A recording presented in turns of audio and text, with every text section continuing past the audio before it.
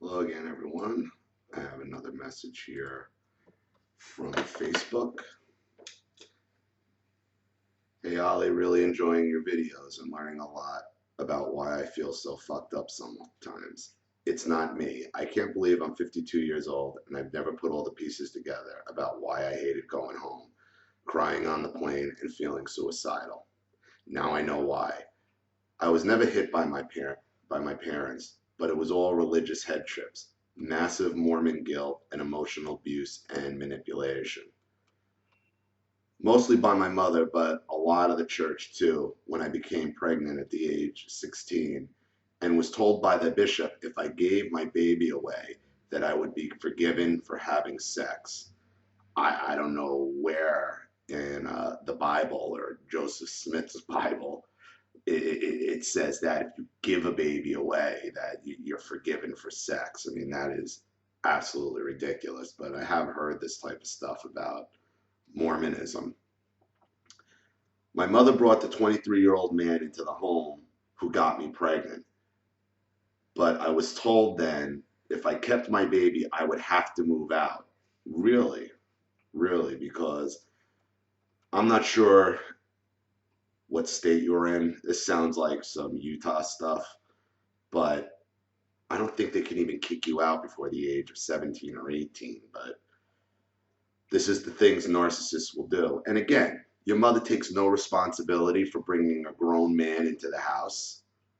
And this is what narcissists will always do. They will put the safety of their own children ahead of looking good for a group of people that really don't matter. And that's a lot of times what you get out of this church congregation because, you know, they back up and they pump up their own, religion and their own ego by putting the needs of others or putting the needs of God in front of the needs of your own children. And then when something goes wrong, the religion takes no responsibility for it. Your mother takes no responsibility for it. And then they go into a further to victimize you to protect their own irresponsibility. I've never seen them again and never will, as the church seals all their records for 100 years. I'm pretty sure you can sue them though. And this, especially, I know people have had these issues both with Mormonism and Scientology, but the courts now obviously are having less and less patience and give less and less leeway to these churches. So I would try to find some kind of adoption agents who tracks down adopted children and lost children and stuff like that, or even look for an attorney to help you with this. And I know the Mormon Church is powerful, much like Scientology, but this 100-year thing, and because at that age, 23, 16, depending on the laws of the state you're in, and I'm looking at you, you're from Utah. I don't know what the age of consent is there. It's something you should look into. I've tried everything and I'm heartbroken. No one protected me. No one protected you either. And I am sorry for all you've been through. You're a very strong person. You have a great way of speaking and a hilarious sense of humor. The Virginia Chronicles, despite the pain you've been through.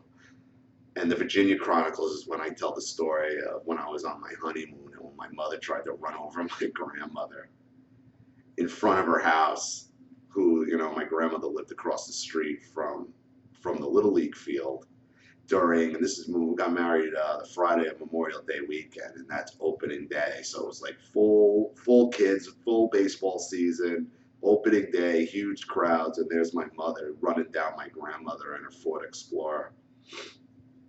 I've had very low contact with my mother. You should be at no contact with this bitch, because I guarantee your mother knows where that kid went or could get you answers. Do you still see your brother? Me? No. My sibs all have their own issues and ways of dealing, I think. Thank you again, Ollie, and all the best to you. And I really hope your ex realizes she's hurting your daughter and makes it easier for you to see her. What she doesn't realize is one day your daughter will resent her for this and will backfire on her. She doesn't see it or believe it now, but I've seen it many times.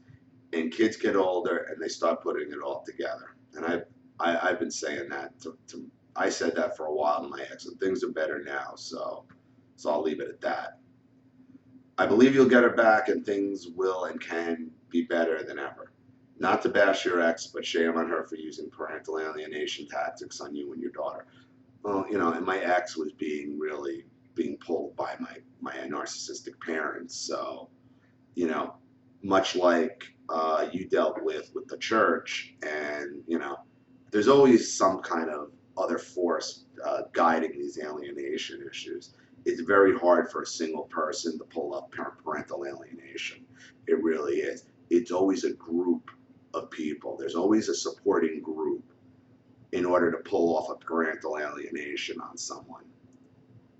It makes me sad to hear of this. Anyhow, thank you for listening, and all the best to you and your lovely wife and kitty cats. I'm a fellow cat lover myself. Take care. Thank you again. And really, when dealing with this, and you're dealing with obviously a corrupt religious organization, you know, narcissists who refuse to take responsibility for their own actions by putting a grown adult in a house with an underage female, and then when something goes wrong, they blame you and they further victimize you. And you have this child out there somewhere who's probably by now a grown adult, and it's just pathetic. It's just pathetic. I would demand your mother tell you what happened to her. I would demand your mother tell you what happened to him. And that might actually be your best bet. But remember, parental alienation is very hard to pull off from one person. I've never heard of a story that one person has been able to pull off alienation, other than if they just kidnap the child, move to another state, and that's it. But there's always a group of alienators. It's never just one person, which is why, I say when you go no contact from the narcissist, you need to go no contact from all their enablers and all their support groups. There is no in the middle. Anyone who won't defend you on an alienation is just as bad, if not worse, than the alienator. So I really do hope you find your child one day, and I hope that you can find some kind of legal recourse. I understand what you're saying about the Mormon Church. I mean, what they do in some cases is really abhorrent, and I know it's really bad from where you're from in Utah, where that's basically the center of Mormonism these days. And I can't imagine. I can't imagine. And for years, you flying back there to see these people that did this to you, how to be so damaging and so hurtful. And you said it yourself, like your thoughts of suicide are quite understandable. Are quite understandable. But remember, narcissists will never take responsibility for their own actions, ever. And when alienation is involved, it's always a group of people involved in it. It's never just one person able to pull off something like that. So I'm sorry for what you've gone through. And I've heard other stories like this, and I hope whoever else is watching this, please share your stories. So maybe give this person some ideas or some avenues if you've dealt with this type of thing, with either Mormonism or religion or what have you. I mean, I couldn't imagine having to give my child away under fear of getting kicked out of the house. And at 16 years old, that seems like it's the end of your world. And that's why they do it. That's why so many narcissists, when you're a child or when you're like in your mid to late teens, threaten to throw you out, because it is such a terrifying prospect to be thrown out. And because that child is part of you. That's your mother demanding you to give the child away to avoid because you had sex. Absolutely. That child they gave away is your mother's grandchild, is your father's grandchild. That is absolutely disgusting. Disgusting. And that should tell you everything you need to know about your mother and your family. That they would put, save themselves the so-called embarrassment for what? A couple weeks. And then once that child's born, it changes everything. You know, you're supposed to love that child and it's like you move on. But they caused you a lifetime of pain to save themselves temporary embarrassment. That's narcissism at its worst. For real.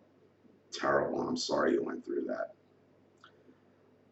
Thank you everybody for watching. And again, if you enjoy this channel, please consider making a contribution to the GoFundMe link in the description box. And remember, if you do make a contribution and you want your story made into a video, you do go right to the top of the list. Thank you everybody for watching. I'll see you all again shortly. Bye.